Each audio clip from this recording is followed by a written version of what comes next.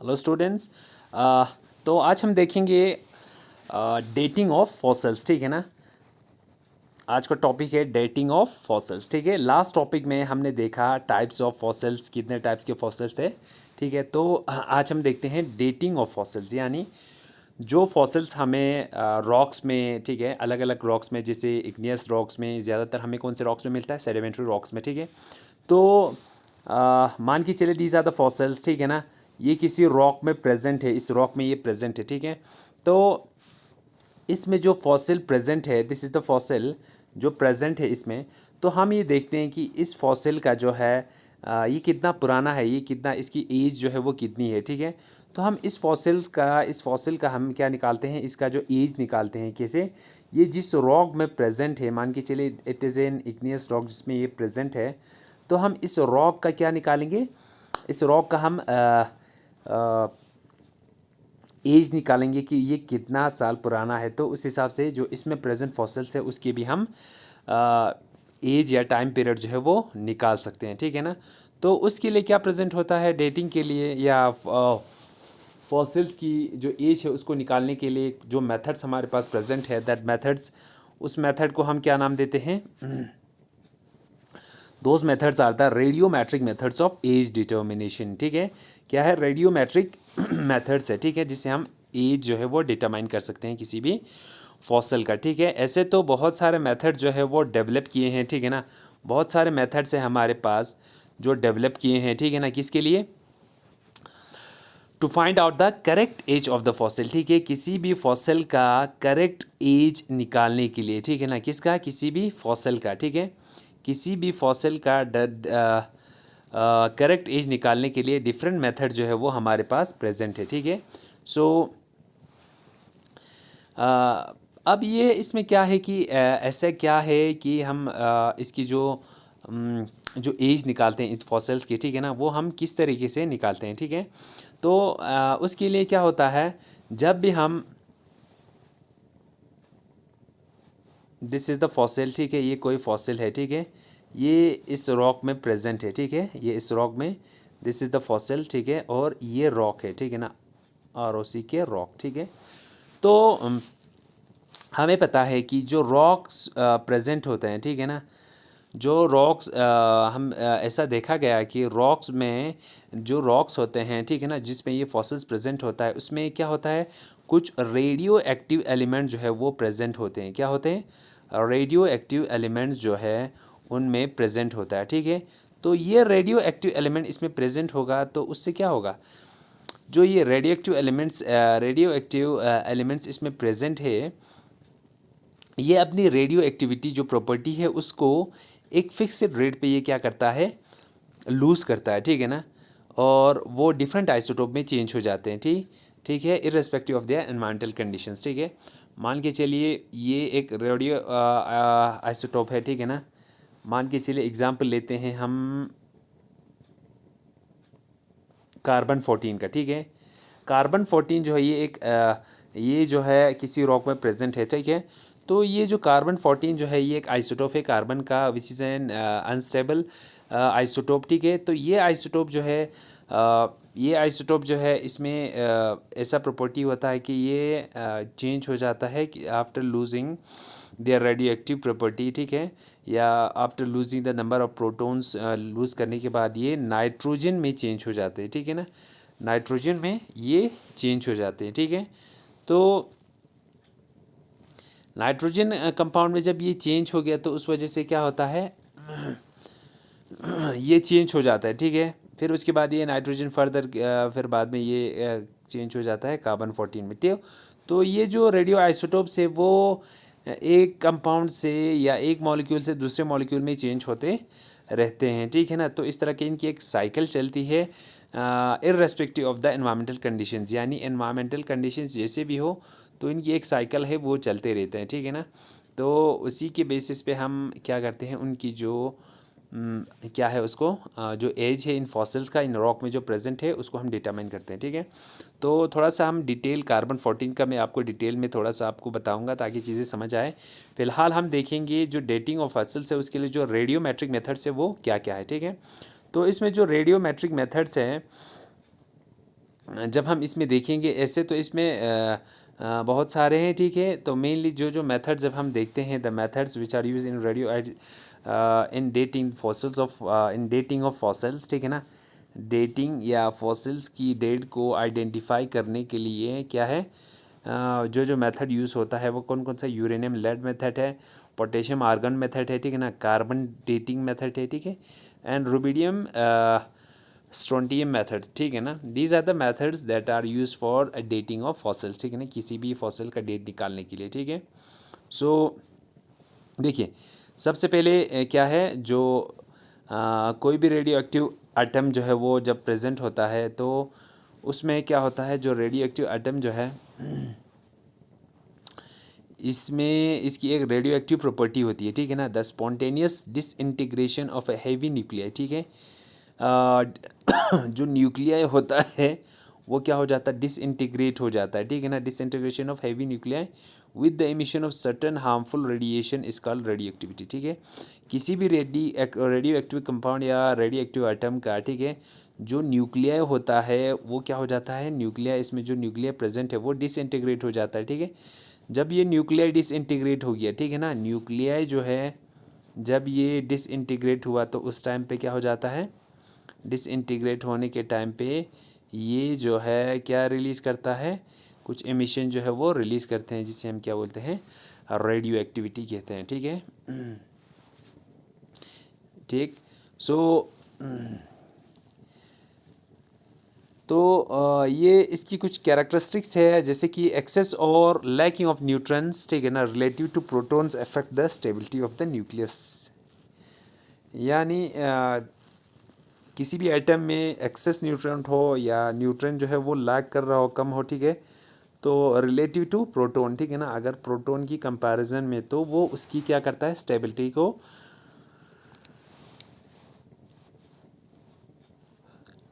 Access और lacking of neutrons relative to protons affect the stability of the nucleus, nucleus की stability को effect करता है, ठीक है ना। तो जितना हो सके जो हेवी न्यूक्लियस होते हैं वो जनरली अनस्टेबल होते हैं, ठीक है। सो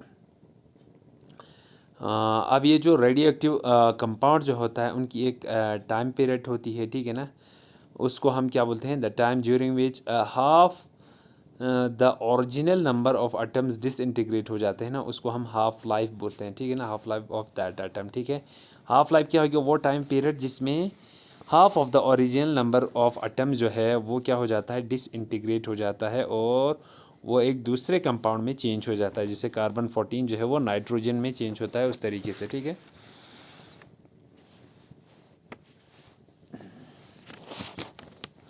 अब ये जो रेडियोमेट्रिक डेटिंग है, ठीक है ना, रेडियोमेट्रिक डेटिंग के लिए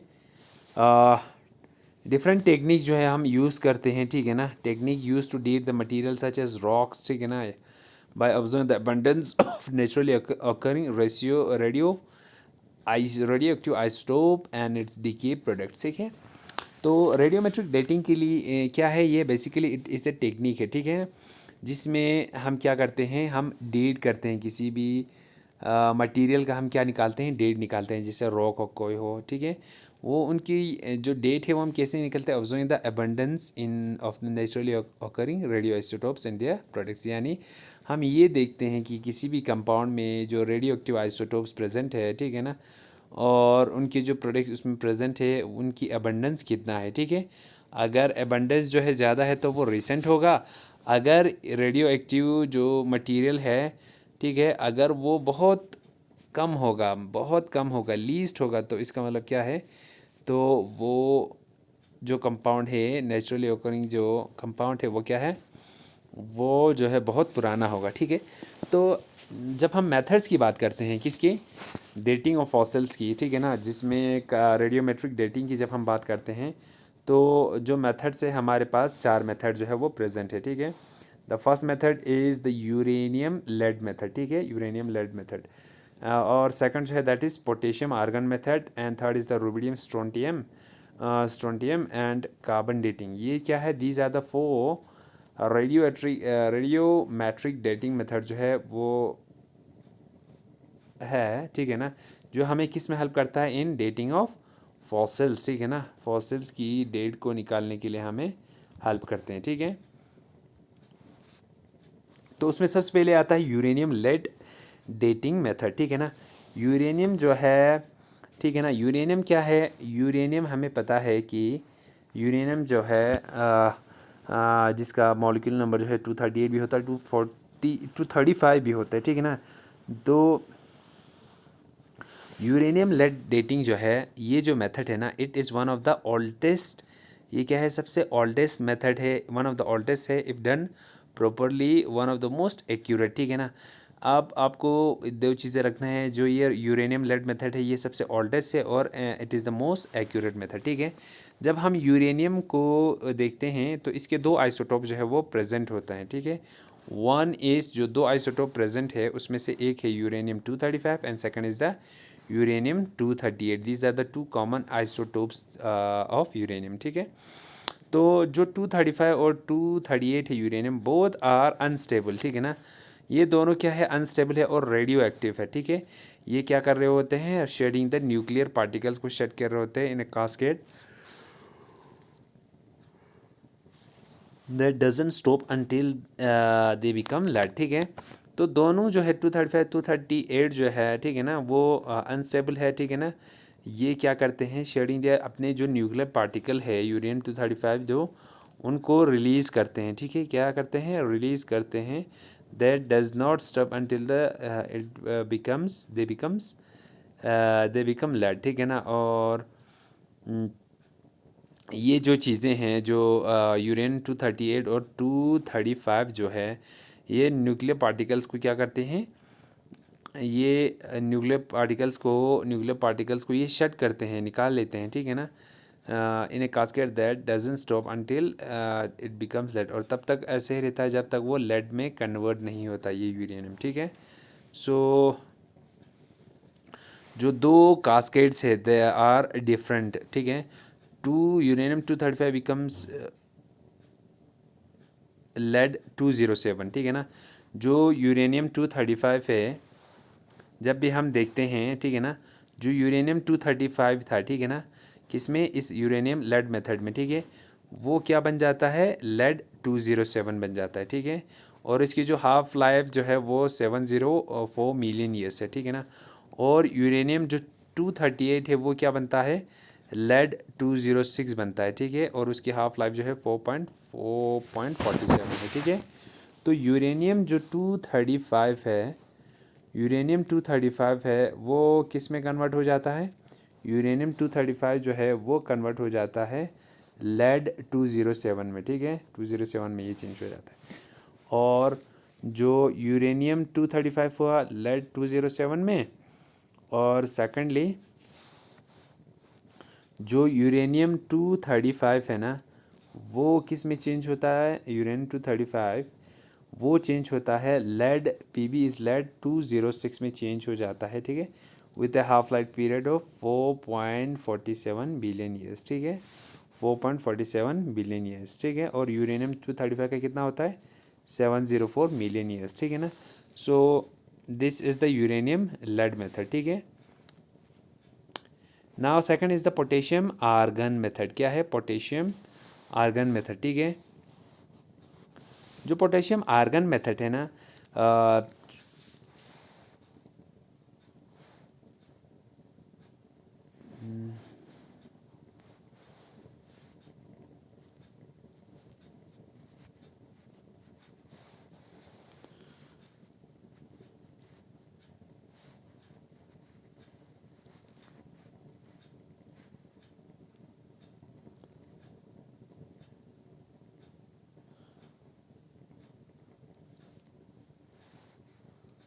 हाँ, अब जो पोटेशियम आर्गन मेथड है, ठीक है। पोटेशियम आर्गन मेथड में जो पोटेशियम है अ, वो किस में चेंज होता है, आर्गन में चेंज हो जाता है, ठीक है। तो पोटेशियम आर्गन जो मेथड है, ठीक है ना, पोटेशियम आर्गन जो आइसोटोपिक डेटिंग मेथड जो है, it is specially useful for determine the age of lavas, ठीक है। ये पोटेशियम आर्गन मेथड किसके लिए यूज़ होता है, डिटरमाइन द एज ऑफ लावास की एज को डिटरमाइन करने के लिए, ठीक है। नाउ सेकंड इज व्हाट, अब ये जो पोटेशियम है has one radio active isotope ही है, ठीक है ना, दैट इज़ पोटेशियम K40, ठीक है ना, ये एक रेडियो एक्टिव आइसोटोप है जो प्रेजेंट होता है, ठीक है। सो पोटेशियम में एक ही रेडियो एक्टिव आइसोटोप है, दैट इज़ K40, ठीक है। सेकंड इज व्हाट, पोटेशियम 40 जो है वो डीके होता है कब, with A half life of 1250 million years, ठीक है। पोटेशियम 40 की हम डीके की बात करते हैं, वो कब डिसइंटीग्रेट या डिकम्पोज हो जाता है, तो उसकी जो हाफ लाइफ पीरियड है 12.50 है, यानी 12.50 मिलियन ईयर्स में हाफ ऑफ द पोटेशियम 40 जो है वो डिग्रेड हो जाती है, ठीक है। नाउ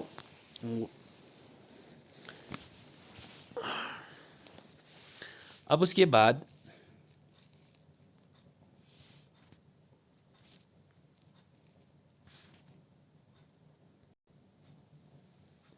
पोटेशियम जो आर्गन मेथड है वो हमें किस में यूज़ होता है, ठीक है। वो जो है हमें मीटियोरिक या वॉल्केनिक रोज जो है उनको एनालाइज किया है किस मेथड से, पोटेशियम आर्गन मेथड से, ठीक है। So next is what, rubidium strontium method, ठीक है, रुबिडियम स्ट्रोंटियम मेथड, ठीक है। तो ये जो the utility of rubidium strontium isotope जो है, it results from the fact, ठीक है ना, रुबिडियम जो स्ट्रोंटियम मेथड जो है, the utility of rubidium strontium isotope results from the fact that जो रुबिडियम है कौन सा 87 जो है वो डीके हो जाता है किस में, स्ट्रोंटियम 87 में, ठीक है। रुबिडियम स्ट्रोंटियम में क्या होगा, जो रुबिडियम स्ट्रोंटियम आइसोटोप सिस्टम जो है वो क्या करता है, इट लीड्स, वो किस में हेल्प करेंगे, वो हमें हेल्प करते हैं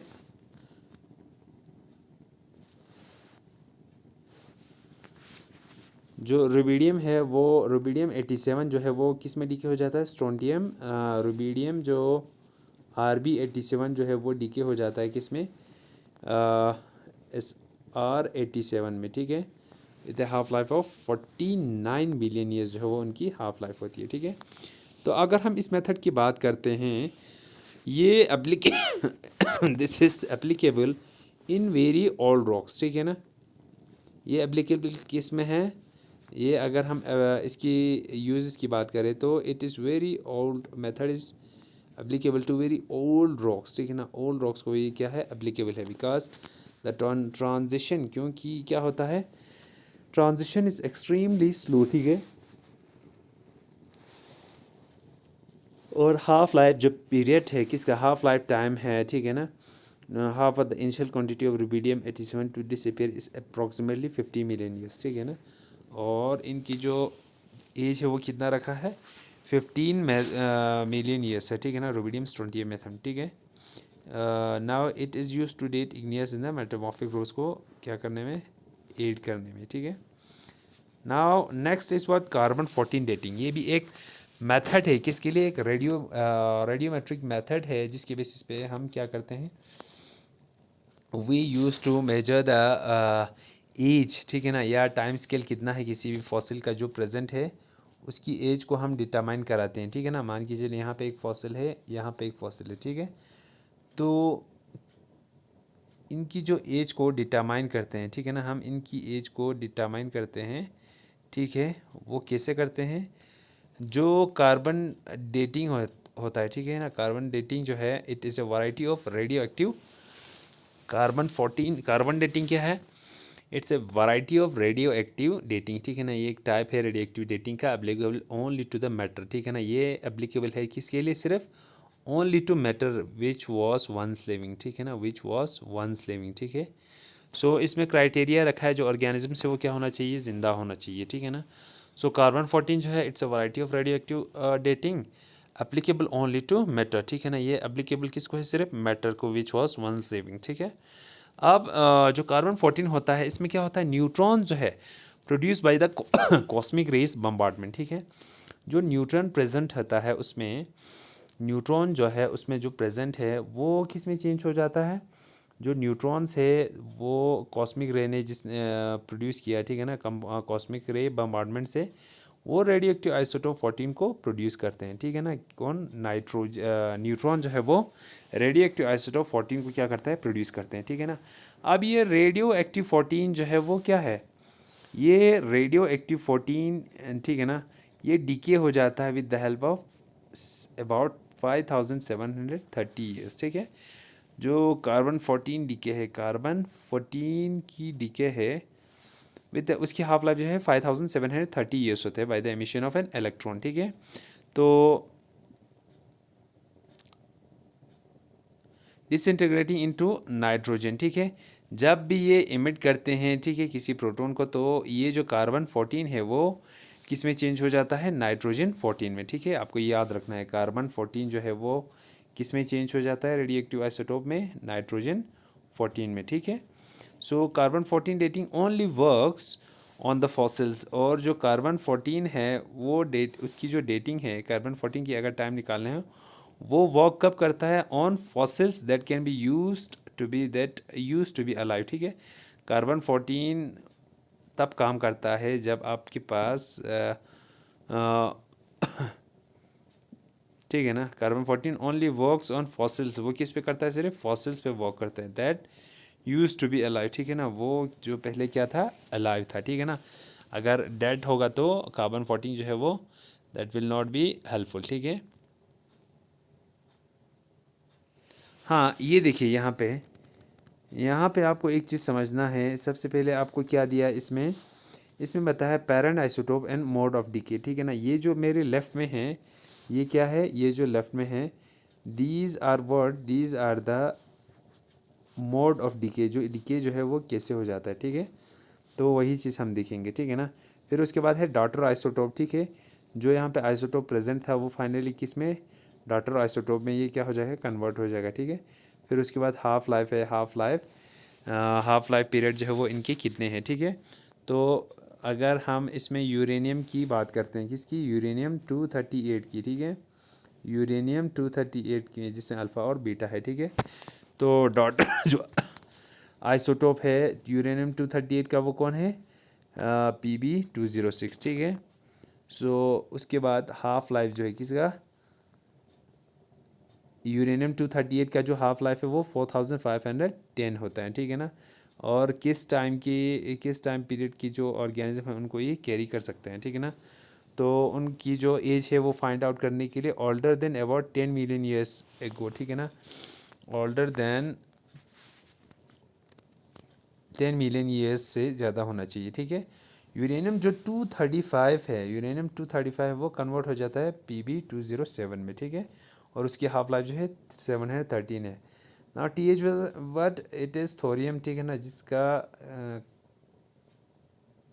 थोरियम जो 232 है वो कन्वर्ट हो जाता है किस में? Pb206 में, ठीक है ना। सो अगर हम देखते हैं दीज आर द मेथड्स, ठीक है ना, these are the methods that were found in this organisms, ठीक है। तो हम कंक्लूजन अगर हम इसकी करते हैं तो वो किस तरीके से करते हैं? जो रेडियोमेट्रिक मेथड्स है, ठीक है ना, जो हमने अभी पढ़ा, these are the most effective tools in the age determination, ठीक है। रेडियो एक्टिव जो मेथड्स है, these are the one of the most effective tools in age determination, ठीक है ना। एज डिटरमाइन करने के लिए बहुत ज़्यादा इफेक्टिव टूल है, ठीक है। They are even use to date fossils, और ये किसके लिए यूज़ करते हैं? फॉसिल्स को क्या करने के लिए? डेट करने के लिए, ठीक है। जो थर्ड है, जो रेडियोमेट्रिक मेथड्स है other than ones listed above are samarium 147 to neodymium 143, ठीक है। तो रेडियो एक्टिव जो मेथड्स है, these are one of the most effective methods in age determination, और they are use to date fossils. ये किस में हेल्प करता है? फॉसिल्स को डेट करने में, ठीक है ना, उनकी एज जो है वो कितनी है, ठीक है। Now the radio active isotope जो है, रेडियो एक्टिव मेथड जो है अदर देन रेडियो एक्टिव जो मेथड है अदर देन वंस, ठीक है ना, जो रेडियो एक्टिव मेथड है,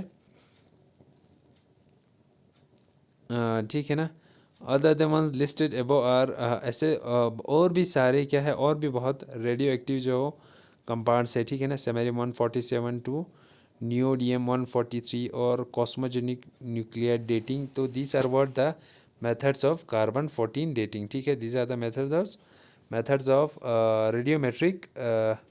radiometric dating. ठीक है, so this is what the different methods for dating of fossils. ठीक है, different methods for dating of fossils. ठीक है ना, फिर उसके बाद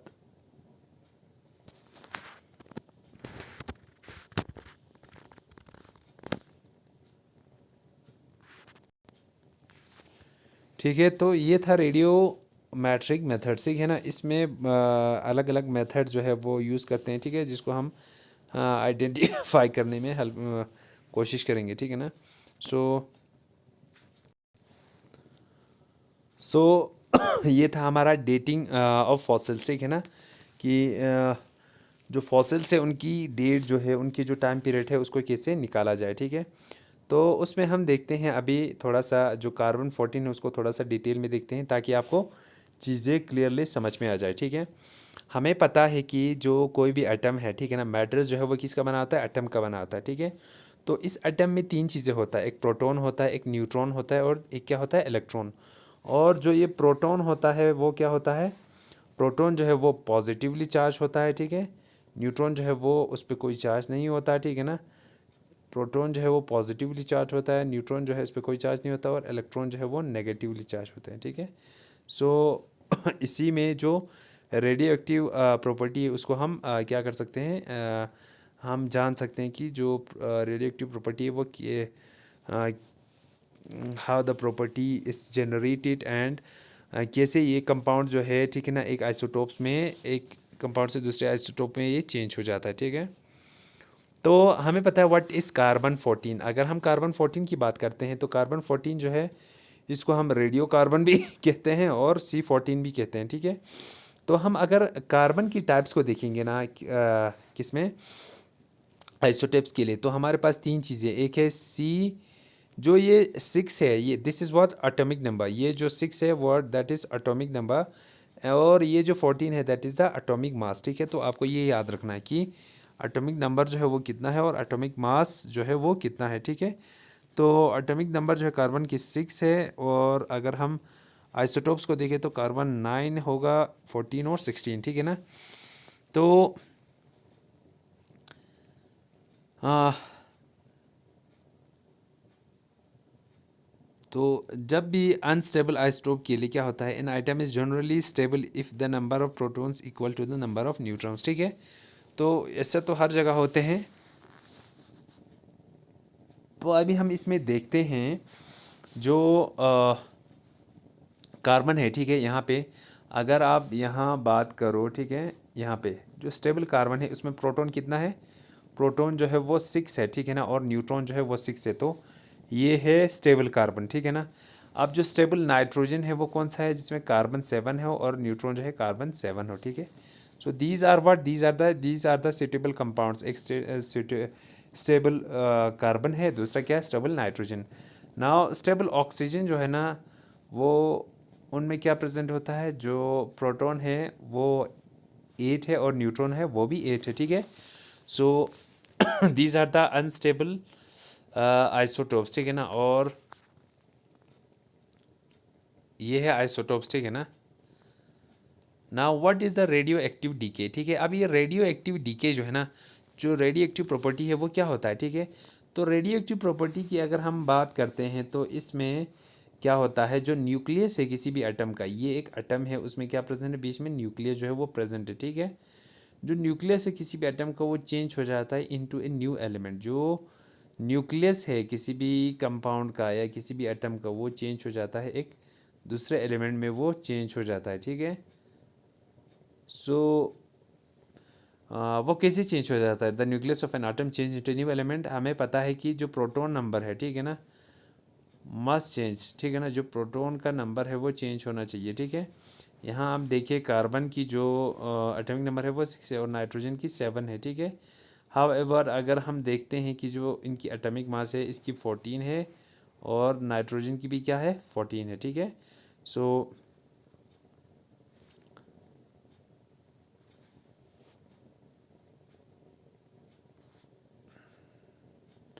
अब यहाँ पे आपको देखते हैं व्हाट इज़ हाफ लाइफ। ये हाफ लाइफ जो है वो क्या होता है, ठीक है। तो हाफ लाइफ जो है it is the rate of decay, ठीक है ना। कैसे एक कंपाउंड जो है कि एक रॉक है या एक ट्री है, ठीक है ना, वो जब, ठीक है, तो हम उस एनिमल की हम देखते हैं, क्या देखते हैं, हाफ लाइफ जो है वो किस तरह डिटरमाइन करें। Rate of decay is measured by how long it takes and how an element जो है वो क्या हो जाता है, डिके हो जाता है, ठीक है। So that is what half life क्या हुआ, रेट ऑफ डिके है, ठीक है ना। कि मान के चलिए अगर आप डिके, रेट ऑफ डिके देखें तो उसको मेजर करना by how long it takes for half an element to decay, ठीक है ना। सो द हाफ लाइफ अगर हम कार्बन 14 की देखते हैं तो वो कितना होता है, 5730 होता है, ठीक है। तो हाफ लाइफ इलस्ट्रेशन को हम कैसे करेंगे, देखिए जो यहाँ पे आप इमेज देखिए, कौन सा वाला, ये वाला, ठीक है ना। कौन सा, सबसे पहले कार्बन 14 वाला। जब हम इसके इमेज को देखते हैं, ठीक है ना, कार्बन 14 को जब हम देखते हैं, हम यहाँ पे देख रहे हैं कि कार्बन 14 जो है वो कैसे N14 में चेंज हो जाता है, ठीक है। तो ये मान के चले कोई इंस्ट्रूमेंट है, ठीक है, इसमें कार्बन 14 जो है वो प्रेजेंट है, ठीक है। और टाइम जो है अपने इसका बॉडी का वो कितना है, दैट इज़ कार्बन 14, ठीक है ना। तो हाफ लाइफ जब हम इलस्ट्रेशन करते हैं, पहले आप इसमें देखिए, इसमें जो बॉक्स है इसमें मान के चलिए ये एक रॉक है, इसमें कार्बन 14 जो है वो पूरा भरा हुआ है, ठीक है। लेकिन यहाँ टाइम पीरियड जो है अभी स्टार्ट नहीं हुआ, ठीक है ना। अब एक हाफ लाइफ पीरियड वो कितना है, 5730। एक हाफ लाइफ पीरियड में जब हम ऑब्जर्व करते हैं तो क्या पाते हैं, हम ये देखते हैं 5730 ईयर्स में या एक साल में हम क्या देखते हैं, जो कार्बन 14 है, सॉरी, जो कार्बन 14 था अभी तक ये टोटली पूरा इसमें प्रेजेंट था कि नहीं। तो ये किस में डिवाइड हो रहा है, वन हाफ लाइफ या 5730 ईयर्स में जो कार्बन 14 था उसमें से आधा जो है वो N14 में क्या हो गया, चेंज हो गया, ठीक है ना। तो 11,460 years in two half life, ठीक है। If carbon 14 is constantly decaying, अगर जो कार्बन 14 है वो डीके हो रहा है, will we run out of the carbon 14 in the atmosphere. तो यहाँ पे एक क्वेश्चन भी है कि अगर कार्बन 14 जो है कंटिन्यूसली उसकी यूज़ हो रहा है, ठीक है, डीके हो रहा है, तो क्या ऐसा हो सकता है कि इन वेरी नियर फ्यूचर, ठीक है ना, ऐसा हो सकता है कि there will be a scarcity of carbon 14 in the atmosphere, ठीक है, ठीक है ना। चलिए, तो हाउ कार्बन 14 इज़ प्रोड्यूस, अब ये कार्बन 14 जो है वो कैसे प्रोड्यूस होता है, ठीक है ना, वो समझना है, ठीक है। तो हम कार्बन 14 जो है वो प्रोड्यूस कैसे होता है, देखिए जब भी इन्वायरमेंट से, ठीक है ना, ठीक है, यूनिवर्स से क्या होता है, जो कॉस्मिक रेज जो है वो प्रोड्यूस होती है, ठीक है ना। कॉस्मिक रेज जो है वो प्रोड्यूस होते हैं, ठीक है ना, जिसमें रेडिएशन प्रेजेंट होता है, ठीक है। ये कार्बन कॉस्मिक रेज जो है वो कहाँ पे आ जाता है, दिस कॉस्मिक रेज, ये जो कॉस्मिक रेज है, ठीक है ना, वो कहाँ पे बनता है, सॉरी, जो कॉस्मिक रेज जो है जो यूनिवर्स में प्रेजेंट है वो कोलाइड करता है एटमॉस्फेयर के साथ में, ये कोलाइड कर जाता है, ठीक है ना। एटमॉस्फेयर के साथ जब ये कोलाइड करते हैं तो ये किस में कन्वर्ट हो जाता है, C14 में कन्वर्ट हो जाता है, ठीक है ना। C14 कार्बन 14 जो है वो कंबाइन किसके साथ करते हैं, ऑक्सीजन के साथ में। C14 जो है वो ऑक्सीजन के साथ में कंबाइन करते हैं to form a carbon dioxide, क्या बनने के लिए, कार्बन डाइऑक्साइड बनने के लिए, ठीक है। So this are what the cosmic rays, sorry carbon 14, how carbon 14 is produce, ठीक है ना, कैसे प्रोड्यूस होता है, ठीक है।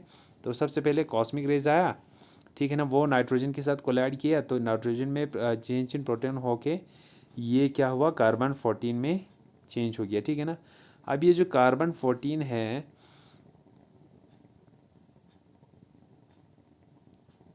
अब ये जो कार्बन 14 जो है ना वो अलॉन्ग विद ऑक्सीजन, जब ये कार्बन 14 ऑक्सीजन के साथ में कंबाइन हो जाती है, ठीक है, तो ये किस में चेंज हो जाता है, कार्बन 14 जब ऑक्सीजन के साथ में कंबाइन हो जाता है तो ये कार्बन डाइऑक्साइड में, एक टाइप के कार्बन डाइऑक्साइड में ये चेंज हो जाता है, ठीक है।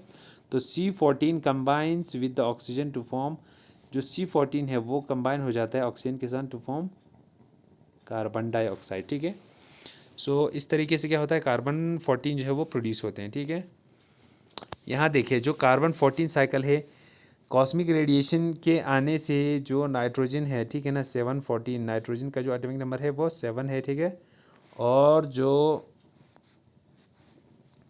N14 है, ठीक है ना, these are very much important, ठीक है ना। और साथ साथ carbon 14 is proposed in the atmosphere, ठीक है। Carbon 14 decays into the nitrogen 14, ठीक है। तो कॉस्मिक रेज जो है वो आ जाता है, वो आके इस नाइट्रोजन के साथ में ये कंबाइन हो जाता है, तो वो किस में कन्वर्ट हो जाता है, कार्बन 14 में चेंज हो जाता है, ठीक है। तो कार्बन 14 जो है वो अल्टीमेटली नाइट्रोजन कंपाउंड में ये चेंज हो जाता है, ठीक है। तो अगर हम देखते हैं there are different types of review करें तो डिफरेंट टाइप्स ऑफ कार्बन जो है वो प्रेजेंट होता है। दियर स्टेबल एंड अनस्टेबल फॉर्म्स भी प्रेजेंट होता है, ठीक है। तो रेडियो एक्टिव डीके जो है वो एक एटम जो है वो डिग्रे कंप्लीट हो जाए तो रेडियो एक्टिव डीके भी समझ आ जाएंगे, ठीक है। तो हाफ लाइफ पीरियड अगर हम कार्बन 14 की बात करें तो दैट इज़ 5730, और कार्बन 14 लाइफ साइकिल जो है वो N14 C14 जो है या N14 जो है वो इंक्लूड करते हैं, ठीक है। तो हमेशा जब भी एटमॉस्फेयर में अगर हम देखते हैं कार्बन 14 जो है, ठीक है ना, जब ये कोई भी कंपाउंड जो है वो अलाइव होता है तो कार्बन 14 जो है वो लेते हैं, ठीक है। कार्बन 14 की क्या कर रहे हैं, इंटेक कर रहे हैं, ठीक है। तो फिर उसके बाद कार्बन 14 जो है वो ऐड हो जाता है किसी कंपाउंड में, तो कार्बन 14 जो है वो ऐड हो गया यहाँ पे, तो side by side ventral side से नीचे से क्या हो जाता है, कार्बन 14 जो है वो रिमूव होना शुरू होता है, ठीक है। तो यहाँ पे एक कांस्टेंट, ठीक है ना, the amount of carbon 14 in the atmosphere जो है वो हमेशा क्या रहता है, कांस्टेंट रहता है, ठीक है।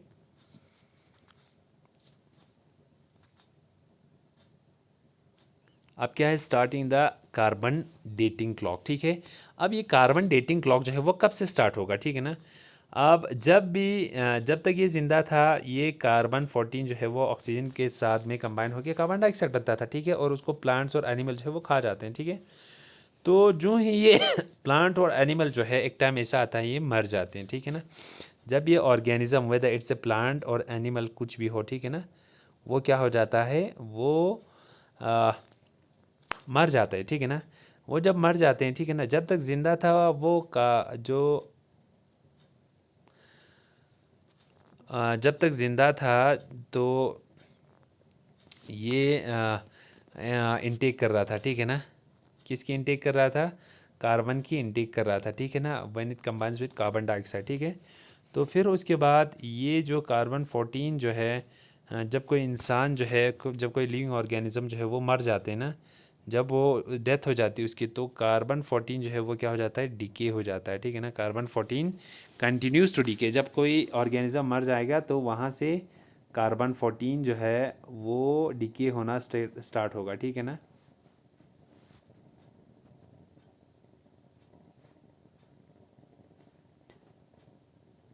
सो what we need to know, ठीक है, हमें क्या पता होना चाहिए, ठीक। How fast it decays measured in the half life, this known is 5730, ठीक है। अगर हम कार्बन 14 की देखते हैं तो ये जो है हाउ फास्ट इट डिके, ठीक है ना, वो कितना जल्दी डिके हो जाता है, ठीक है। तो वो that this is also known as 5730 जो है वो मेजरमेंट है, ठीक है, जिसमें जो कार्बन 14 है वो डिके होना स्टार्ट होता है, ठीक है। The starting amount of carbon 14 in the fossil जो है वो क्या है, the starting point of carbon 14 in the fossil जो है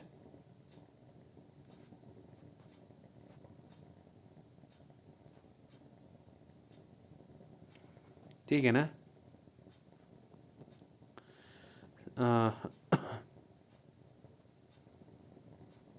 अब चलिए, अब अगर हम इस कार्बन की आइसोटोप्स की बात करते हैं, ठीक है ना, आप इसकी जो डिटरमाइन द स्टार्टिंग अमाउंट, ठीक है। तो जब अगर हम स्टार्टिंग अमाउंट की एटमॉस्फेयर में ये कितने प्रेजेंट थे, ठीक है, ऐसे तो दो कार्बन के दो आइसोटोप्स है, कार्बन 12 एंड कार्बन 14, ठीक है ना। कार्बन 12 और कार्बन 14, ये कार्बन 12 जो है वो स्टेबल आइसोटोप है और कार्बन 14 जो है वो एक अनस्टेबल आइसोटोप है, ठीक है ना। तो जब भी हम इनकी कंसंट्रेशन देखते हैं एटमॉस्फेयर में, तो वो किस तरीके से होता है, जो इनकी रेशो है दैट इज़ 1 ट्रिलियन to 1, ठीक है ना। कार्बन 12 जो है अगर इसकी जो क्वांटिटी है, ठीक है ना, अगर वो 100 ट्रिलियन है, ठीक है, तो अमाउंट ऑफ अनस्टेबल इसमें जो कार्बन 14 है वो 100 है, ठीक है ना। रेशियो हमने 1 ट्रिलियन/1 लिया, ठीक है, और ये जो है वो इस तरह दिया हुआ, ठीक है। तो एक टाइम ऐसा आ जाता है, ठीक, जो 5730 के बाद जो 100 इसमें क्या है, अमाउंट ऑफ अनस्टेबल कार्बन जो है वो, जो अनस्टेबल कार्बन है वो रिलीज़ होना शुरू होता है, ठीक है। क्या हो जाते हैं जो, सॉरी,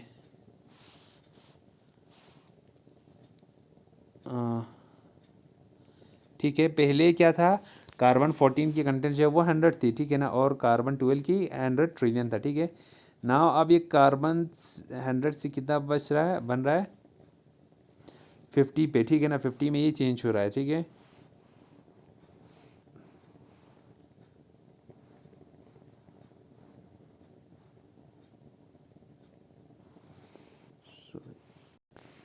हाँ चलिए यहाँ पे समझिए, जो कार्बन 12 और कार्बन 14 की अगर हम रेशो को देखते हैं तो वो कितना प्रेजेंट होता है, 100 ट्रिलियन कार्बन 12 होगा तो 1 जो है वो कितना होगा, कार्बन 14 होगा, ठीक है।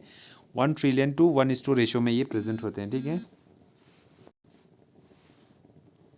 ठीक है ना।